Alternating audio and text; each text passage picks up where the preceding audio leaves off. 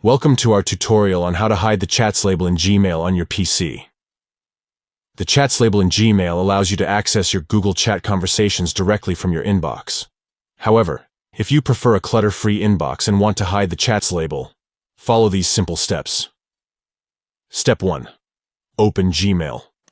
Launch your Gmail account by visiting the official website and signing in. Step 2. On the top right corner of the screen, click on the Settings icon.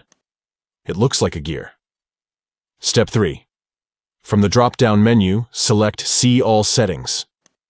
This will take you to the Settings page. Step 4. On the Settings page, click on Labels from the top menu. Step 5. Next to Chats, click on Hide. This will remove the Chats label from your inbox, giving you a cleaner and more organized view. By hiding the Chats label, you can focus solely on your emails and minimize distractions. Thank you for watching our tutorial. Don't forget to subscribe to our channel for more helpful tips and tricks to enhance your Gmail experience.